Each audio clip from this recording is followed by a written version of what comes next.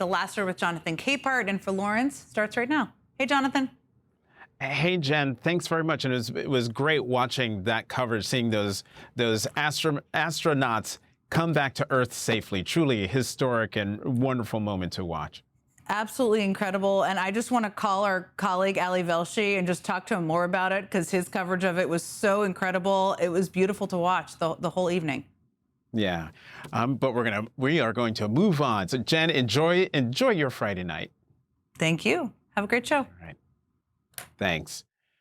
So remember when Donald Trump ran on lowering prices and no new wars? Voters are now feeling the consequences of those lies. Donald Trump's war in Iran has not only killed 13 U.S. service members and wounded nearly 400 others, gas prices are nearly 40% higher compared to before the fighting started. And today, soaring energy costs because of Donald Trump's war created a nearly 1-point rise in the Consumer Price Index in March.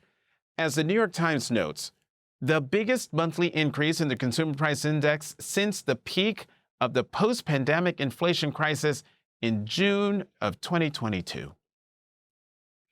Vice President J.D. Vance is headed to Pakistan to try to help Donald Trump find a way out of the war he started and that J.D. Vance was opposed to launching.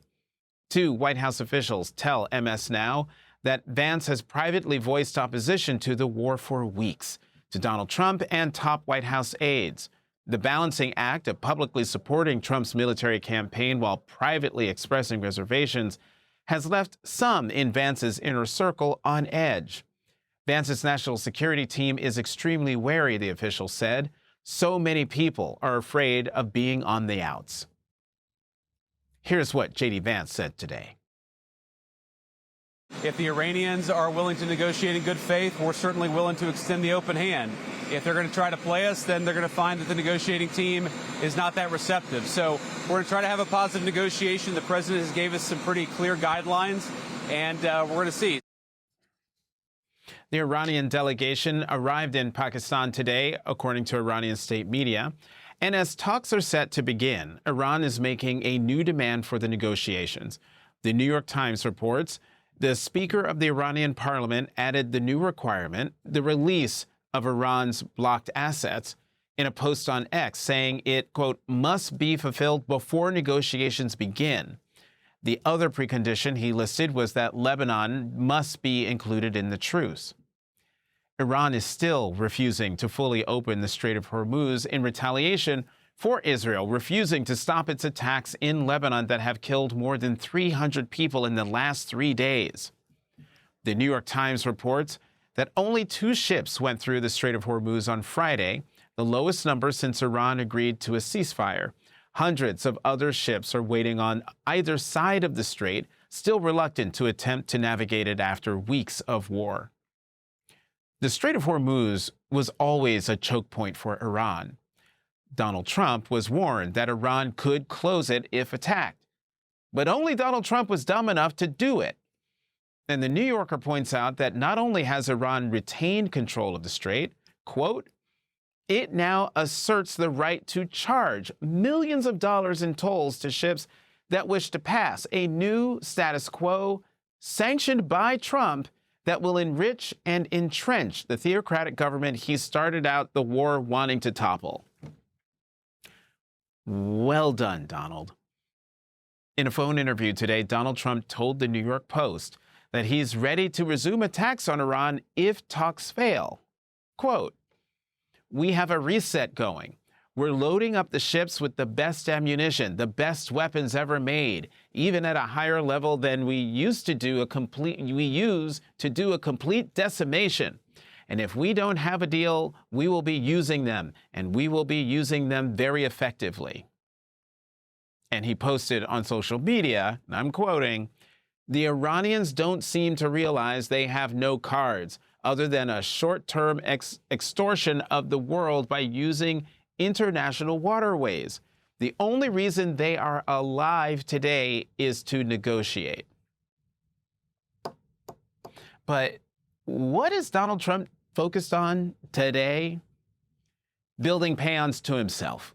from his $400 million illegal ballroom, now blocked by a federal judge. That's left a gaping hole on the White House grounds. You can see it there, to the construction of a new 250-foot arch that he wants to build between the Lincoln Memorial and Arlington National Cemetery. The White House has not revealed how much that would cost. So while Donald Trump is putting U.S. troops in danger for a war he's losing and crippling the global economy, he's focused on spending more of the American taxpayers' money on gaudy shrines to himself. Donald Trump said this today as he sent his vice president to try to clean up his mess. We're going to open up the Gulf with or without him, but that'll be open. We're going to be, or the Strait as they call it, and I think it's going to go pretty quickly. And if it doesn't, we'll be able to finish it off one way or the other.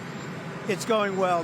What's your backup plan if there's no field opens? You don't need a backup plan. What on earth is he talking about? Nobody believes him. Trump blusters, but the Strait of Hormuz has been closed for more than a month.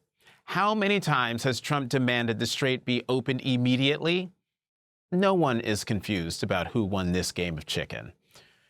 Joining us now, Democratic Congressman Eugene Vindman of Virginia. He is a member of the Armed Services Committee and a retired Army colonel. Congressman Vindman, thank you very much for coming to The Last Word.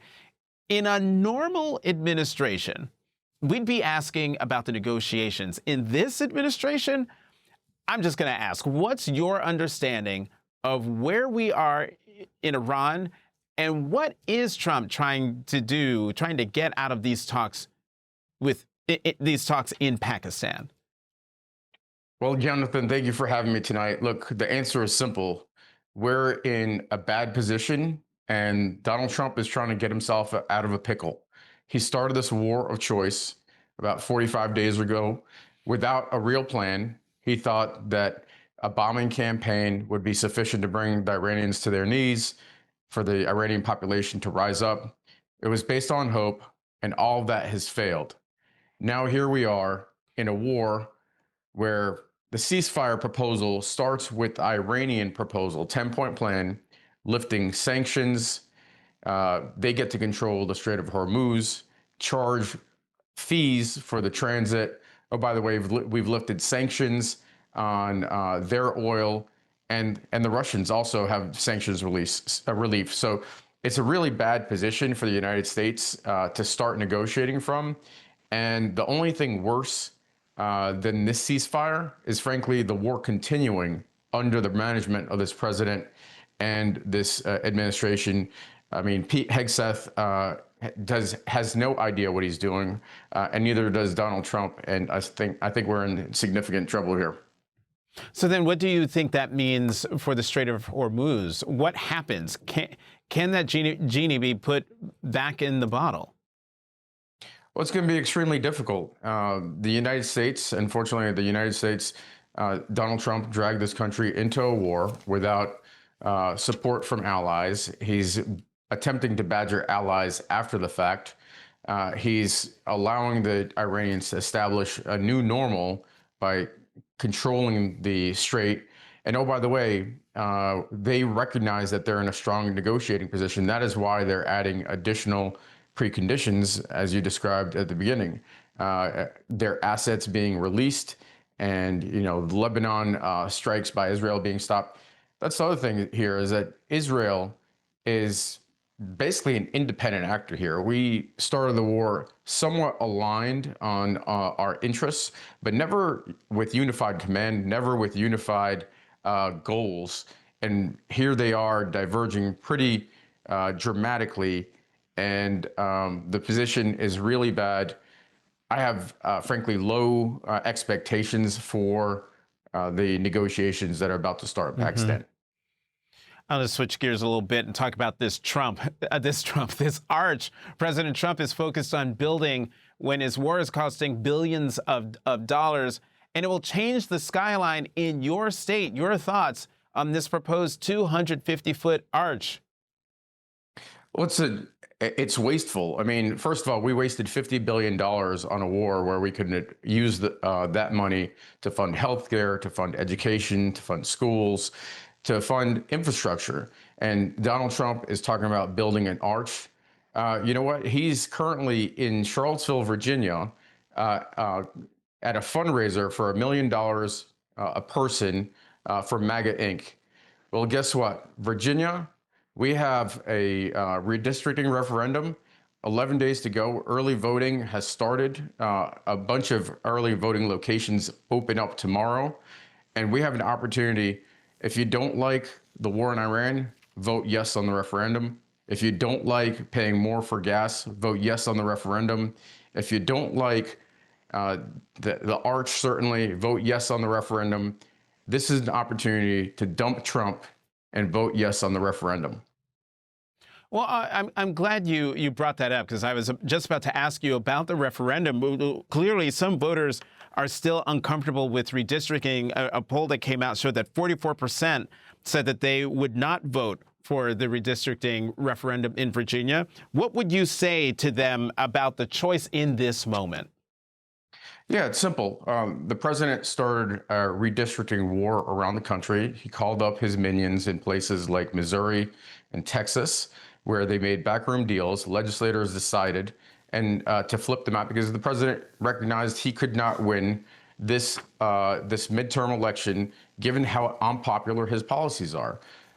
He's raised tariffs. He's increased cost of gas. There's a direct line from his actions and what he's doing, this war in Iran, to how much people are paying at the pump. And so what he was elected to do was to control costs, and he's actually skyrocketing costs. And there's an opportunity. This is a direct opportunity for Virginians to take action to control this president. Yeah. If you don't like the direction this country is going in, this referendum is for you to go out and vote to dump Trump, get control of the president when the midterms are won by Democrats, and change the direction of this country.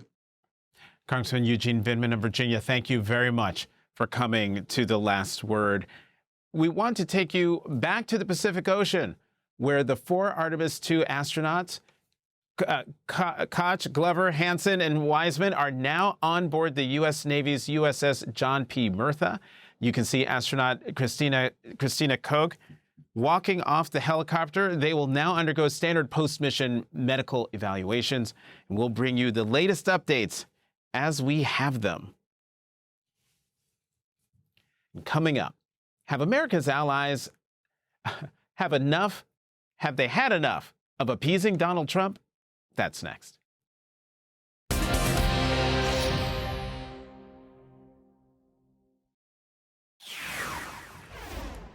It appears our NATO allies are fed up with Donald Trump.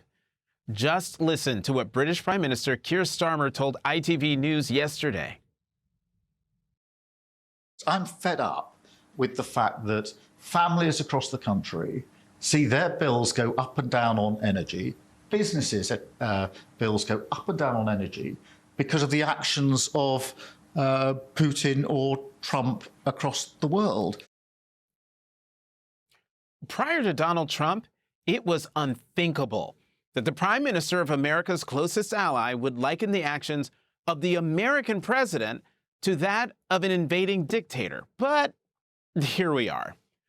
That comment by the British Prime Minister came a day after Donald Trump fired off this incoherent, all caps social media post, which I will not read screaming because that's what all caps means. NATO wasn't there when we needed them, and they won't be there if we need them again. Remember Greenland, that big, poorly run piece of ice? The Wall Street Journal is also reporting the White House is considering a plan to punish some members of the NATO alliance that President Trump thinks were unhelpful to the U.S. and Israel during the war. That's according to administration officials. Animosity towards Donald Trump seems to be growing amongst NATO leaders. The New York Times reported on these blunt words from French President Emmanuel Macron last week. Quote, "When we're serious, we don't say every day the opposite of what we said the day before," Mr. Macron told reporters in response to a question about Mr. Trump's threat to continue the war and bomb Iran intensively. And maybe one shouldn't speak every day. Mr. Macron, speaking of Mr. Trump's verbal attacks against NATO, also said, quote, "If you create doubt every day about your commitment, you hollow it out." Serge Shermerman, former New York Times Moscow bureau chief, says that Europe is done appeasing Trump.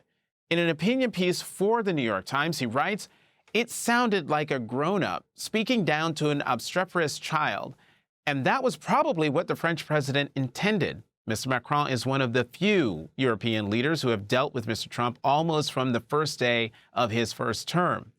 His transition from initial deference and feigned friendship to very public rebuke reflects the degree to which respect for the American president has fallen among European leaders and their publics. Mr. Trump's war on Iran, about which NATO allies were not consulted and in which they subsequently declined to participate, has made clear that Europeans no longer defer to Mr. Trump as the de facto leader of the free world.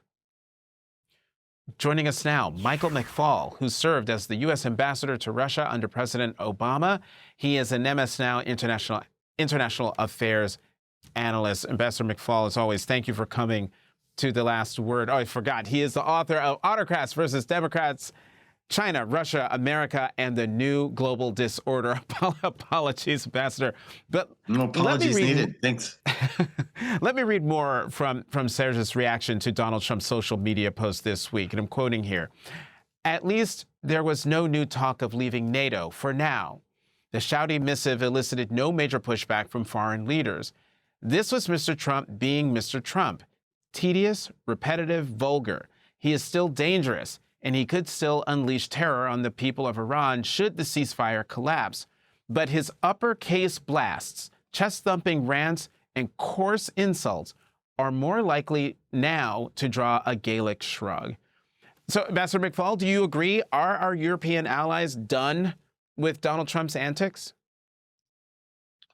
Well, they're most certainly fed up. That's a good word that the prime minister used. They're exhausted by it. He's all over the place. One day he wants their help. The next day he says NATO can't do anything. And I think it's important to remember how he started his second term. He started his second term by threatening to invade one of the NATO allies, Denmark, to take Greenland. He started his second term by joking that one of our other allies, Canada, should become the 51st state. Then he imposed tariffs on our allies in a completely irrational way. Then he cut assistance to Ukraine to zero, so our Ukrainian allies have to help the Ukrainians themselves. And then after all that, he went on a war of choice to Iran and was then disappointed that those same people that he did all those things I just described to, I could have described many more insults and real policy implications, that they didn't come to his aid. So of course they're frustrated, but they face a dilemma because they want NATO to endure. They want NATO to exist beyond the Trump presidency. And so in one breath, you see certain leaders talking the way you just quoted them. But then when the General Secretary of NATO was here just a couple days, Mr. Rutte, he spoke in a very different way. He spoke in a kind of appeasement way. Mr. Trump is such a great man. And I think there's a division among European leaders about how to preserve what they have before it completely falls apart. Well, on NATO, is there a scenario where Donald Trump actually tries to withdraw the United States from NATO? I mean, my question is, can he? And if he does, what kind of long-term effect would that have? Well, first of all, before I get to that, I want to make sure everybody understands what a catastrophic mistake that would be for American national interests, for us. Keeping the peace in Europe serves our interests. We don't want to be dragged into World War III there like we were before. It is one of our biggest trading partners. And third, it unites the free world. These are American interests. And the thing that Trump doesn't get about NATO, it's a defensive alliance. I want everybody to go read the treaty. It says an attack on one is an attack on all, not a coalition of the willing to go fight other people's wars. NATO didn't fight in Vietnam with us. NATO didn't fight with the French in Algeria. They didn't fight with the Portuguese in Angola and Mozambique. Even when the UK, the British were attacked in the Falklands War, NATO collectively didn't go fight that war. The only time they fought together was when we were attacked on September 11th. That's what it's for. Now, to your question, he could try. I mean, there's legalities and there was passed. And ironically, Senator Rubio was one of the sponsors of the legislation to say that presidents should not be allowed to withdraw. But I worry about something more subtle, moving troops out, stop with intelligence sharing, this gradual grudgery that's happening, this tit for tat stuff. And so it could be 3 years from now that maybe formally NATO will exist, but practically it won't because trust has been so broken by this president.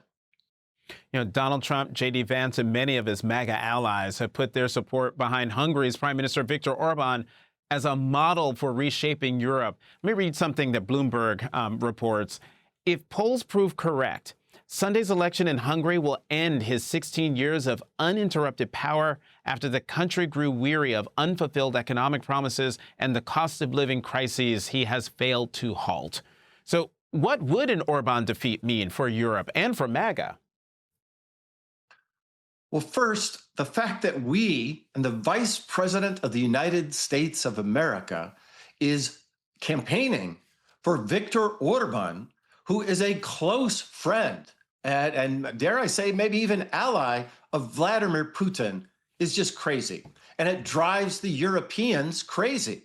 When we do this, is blatant interference in their elections. Now, I don't think it's going to work. I think the polls are pretty clear. But just think about that for a moment. My book's called Autocrats versus Democrats. Most of it was written before President Trump's second term. Some days, the Europeans, and me included, I'm not sure which side President Trump is on in that divide in the world. But if Orban falls, if the opposition leader Magyar wins, this will be democratic renewal in Hungary. It will also lead to a more coherent European Union, and that is good for the world. And I hope President Trump will understand that it's good for America as well. Well, as the saying goes, hope springs eternal. Ambassador Michael McFaul, thank you, as always, for coming to The Last Word. Coming up, Donald Trump may not have to answer to voters, but his Republican House members sure do.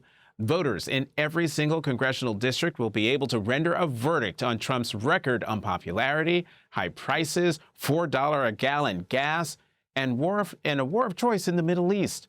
We'll look at how it's going for one Iowa Republican House member whose election is now a toss-up. That's next.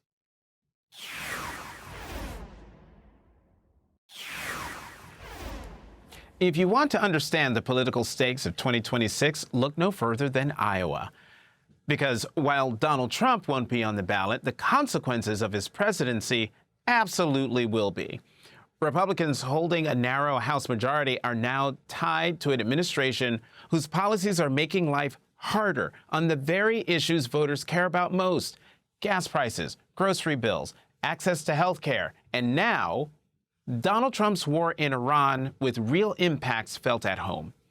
Last month, Trump's war reached families in Iowa in a deeply personal way when 6 service members of a U.S. Army Reserve unit based in Des Moines were killed last month while deployed in Kuwait as Iran responded to attacks from the United States and Israel. Republican Zach Nunn represents Des Moines in Congress, and just 2 days after Trump's Iran war took the lives of 6 Americans, Congressman Nunn announced Pete Hegseth's appearance at a fundraiser event called Operation Top None. The New York Times later reported, quote, several Republicans declined to comment on whether the defense secretary should be fundraising during an ongoing military conflict in the Middle East that has so far killed 6 U.S. troops and injured others. But Democrats said the event was inappropriate. Following the backlash, Zach Nunn postponed the event. And that is the backdrop against which Iowa voters will get to choose in November who will represent them in the 3rd Congressional District, a district where Republican Zach Nunn won by just 4 points in the 2024 election. Our next guest, Democratic State Senator Sarah Trone Garriott, is running against the Trump-endorsed Zach Nunn. On the day Trump launched his war on Iran, State Senator Garriott posted, quote, "Iowans don't want another forever war." And that sentiment is now part of a broader moral debate. The Wall Street Journal reports, quote, President Trump earlier this week said he believed God is on his side in the war, quote, because God is good. Secretary of Defense Pete Hegseth, an evangelical Christian, has used religious rhetoric throughout the war, saying on Wednesday that the war effort was, quote, carried out under the protection of divine providence. He drew parallels between the resurrection of Christ and the survival and rescue of a U.S. pilot from Iranian territory on Easter Sunday. And today, without naming Donald Trump or Pete Hegseth, Pope Leo XIV posted, quote, God does not bless any conflict. Anyone who is a disciple of Christ, the Prince of Peace, is never on the side of those who once wielded the sword and today drop bombs. Joining us now is State Senator Sarah Trone Garriott of Iowa. She is a Lutheran minister and the Democratic candidate for Iowa's 3rd Congressional District. Senator, thank you very much for being here. Tell us about your district and about what you're hearing about the Iran war. Well, I'm running for Congress because Iowans deserve someone who's going to make their life better. And that's the work I've done throughout my life as a hospital chaplain, as a parish pastor, as a state senator. But my opponent, Zach Nunn, has done things to hurt my neighbors. He voted to cut Medicaid, which is already closing our rural hospitals and clinics. He said he wants the ACA gone, which is going to eliminate protections for pre-existing conditions, which is going to really impact cancer survivors like my mother. And he is supporting the reckless tariffs 100%. And they've been devastating for our farm economy, but they're raising the prices on everything for everyone. And Trump's war in Iran now is just the next piece of this. It's making a bad situation even worse. We're seeing prices go up at the gas pump, fertilizers rising. It's increased substantially right before spring planting. And then we have that very deep and very real hurt of losing 2 service members from my district. So just down the street from where I live. And that's hurting Iowans. Iowans know they deserve better. And that's why my campaign has had such amazing grassroots support. That's why this is a toss-up seat, because people deserve better. And so if the folks watching at home would like to learn more about my campaign, visit sarahforiowa.com. You mentioned in your response a moment ago about rising healthcare costs.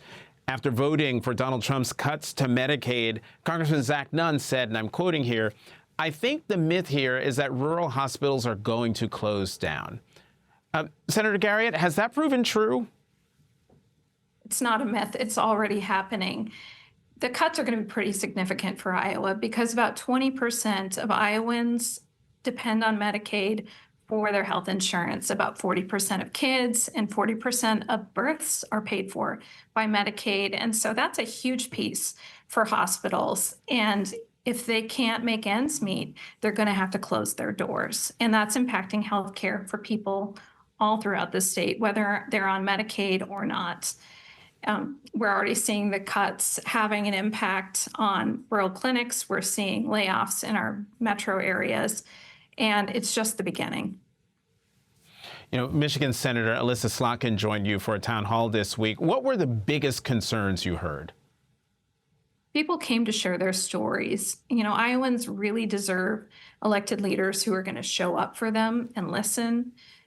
My opponent, Zach Nunn, has never held a town hall in the 4 years that he served. But for me, showing up is a huge part of what I do.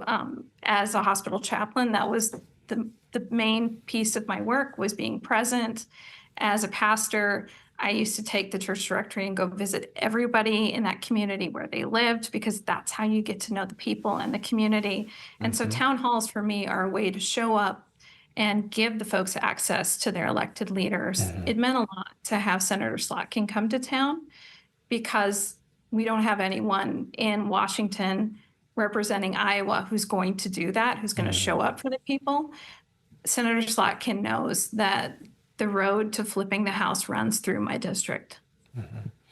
You are a minister.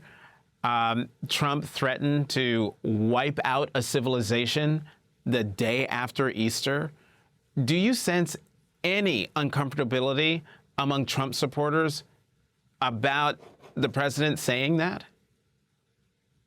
My faith calls me to love my neighbors, and that is hard to do sometimes, but my faith gives me the courage and the encouragement to do that. And the week before Easter, I went from faith community to faith community here through Holy Week, visiting with people.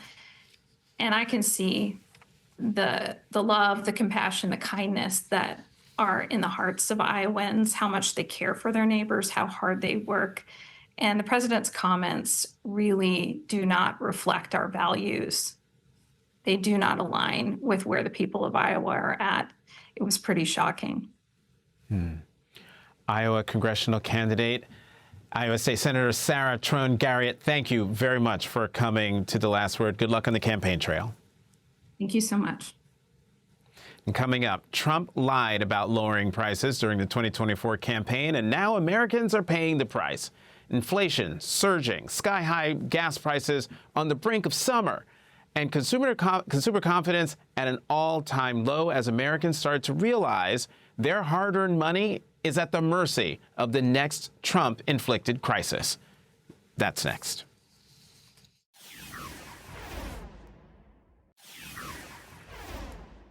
In 2024, Donald Trump didn't just campaign on lowering prices, he promised lower prices.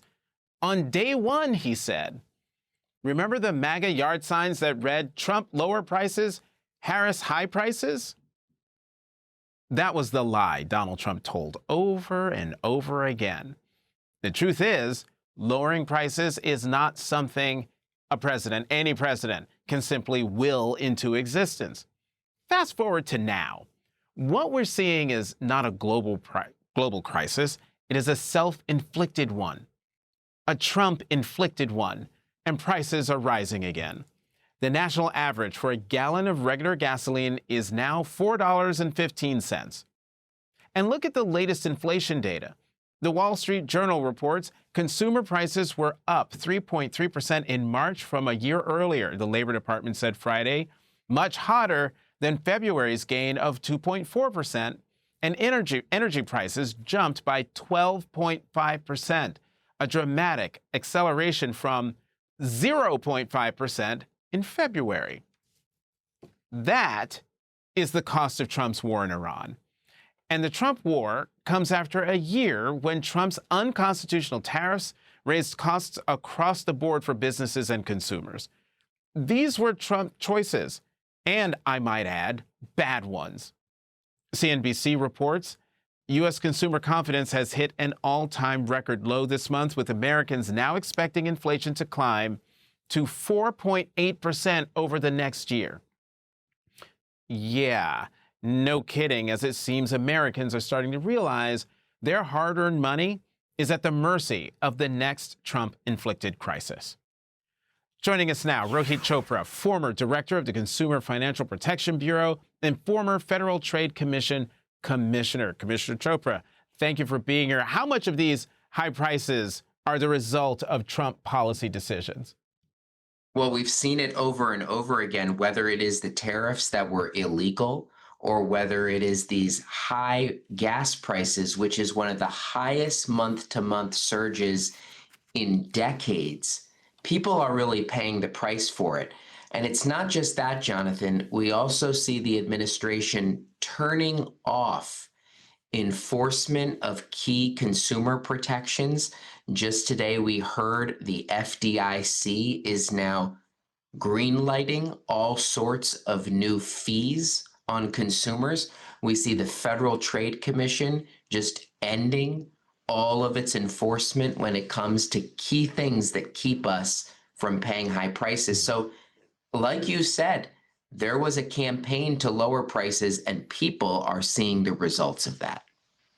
After the Supreme Court struck down the Trump tariffs, he imposed new ones that were challenged today in the Court of International Trade by a group of small businesses and mostly Democratic attorneys general. First, are the new Trump tariffs in defiance of the Supreme Court ruling? Well, this is what's crazy is that you've had state attorneys general block the illegal tariffs, and then there are new ones using a different section of the law. But here's really what we need to be talking about. Consumers, people who are just trying to make their rent, their mortgage payment, their credit card payment, they want to know, where is their refund? They paid hundreds and sometimes thousands of dollars more because of some of these tariffs. A lot of it got pushed on people who are living paycheck to paycheck, and we're not hearing a thing about when they are going to get their money. So it's good. Look, the state attorneys general, they are holding the line, suing to block many of these illegal actions that are driving prices up. But we also need to get people their money back. The big firms and corporations that have pocketed some of these price increases as profits, that needs to go back to people who are now trying to afford some of the highest gas prices they've seen in ages. Commissioner Rohit Chopra, we're going to have to leave it there. Thanks very much for joining us tonight. And coming up, the latest on the breaking news involving Congressman Eric Swalwell, which has rocked the race for California governor. That's next.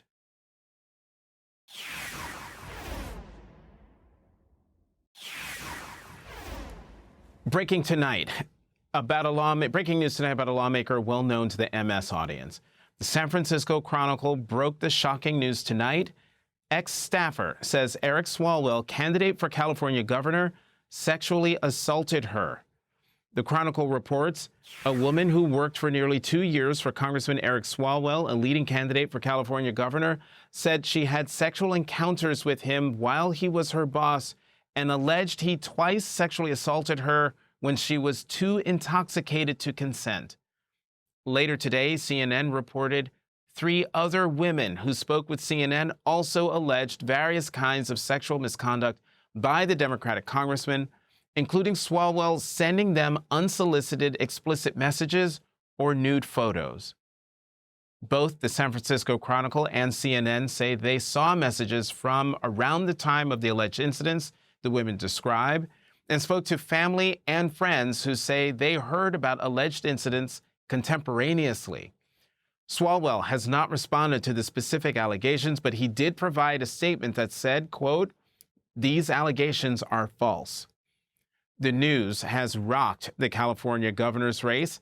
Swalwell was the leading Democrat in a very crowded field of more than 60 candidates who will compete on June 2nd in a jungle primary in which the top 2 vote-getters, regardless of party, will advance to the November ballot. Speaker Emerita Nancy Pelosi of California is among the top Democrats who called today for Swalwell to drop out of the governor's race. Quote, "This extremely sensitive matter must be appropriately investigated with full transparency and accountability. As I discussed with Congressman Swalwell, it is clear that is best done outside of a gubernatorial campaign." Joining us now, Michael Schnell, MS Now congressional reporter. Michael, what's the latest from your reporting on these allegations? Yeah, well, I mean, Jonathan, the fallout from these allegations, both reported by the San Francisco Chronicle and by CNN, is just continuing by the hour. Eric Swalwell has lost a large number of his key congressional endorsements, including Nancy Pelosi, as you just mentioned, Senator Adam Schiff, Senator Ruben Gallego, a close friend of his, key endorsements that were touted on his campaign page. And now there's the big question of what happens next. We have a statement from House Democratic leadership, Hakeem Jeffries, Catherine Clark, and Pete Aguilar, calling on him to also step aside from this race and calling for an investigation into these allegations. The key question now is, does Eric Swalwell remain? Well, first off, does he follow these calls and step out of the governor's race? And then second off, does he resign from Congress? Because that's what we're hearing from a number of Republicans are saying that he needs to completely remove himself from the body. Notably, we haven't heard that from any Democratic lawmakers yet. And most notably, we haven't heard it from those top 3 Democratic lawmakers yet. As I noted, they said he should step out of the governor's race. They have not yet said that he should resign from Congress, but certainly some of the pressure could increase from the Republican side of the aisle on Eric Swalwell. Just tonight, we're hearing from Congresswoman Lauren Boebert, who says she's going to introduce a motion to censure Swalwell in light of these allegations. And Congresswoman Anna Paulina Luna says she's going to bring a motion to expel Eric Swalwell. Now, we know that would take the inflated 2/3 of Congress for it to come to fruition. The last time it happened was with former Congressman George Santos. So unclear if it would have the votes for it at this moment, but it certainly underscores the frustration and the disapproval of these allegations against Eric Swalwell. And Michael, Congress comes back from the Easter recess on Monday, so that's the soonest any action, if any action, is taken that you just mentioned against Swalwell could possibly happen.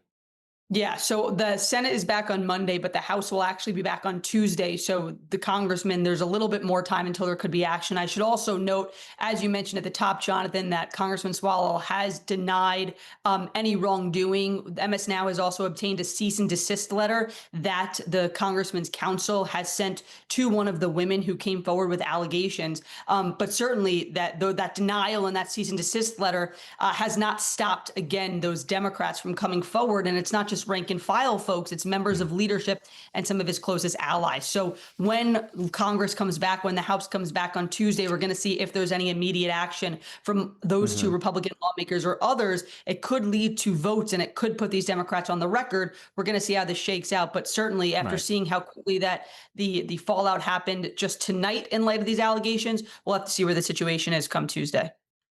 MS Now congressional reporter Michael Snell, thanks for joining us tonight. I'm going to see you bright and early tomorrow morning because we'll be covering the latest on the breaking news regarding the allegations against Congressman Eric Swalwell, as well as the talks in Pakistan tomorrow on the weekend. And we'll have more reporting on First Lady Melania Trump from my co-host Jackie Alamany, plus Congresswoman Summer Lee and former Melania Chief of Staff Stephanie Grisham tomorrow, 7 a.m. Eastern, only on MS Now.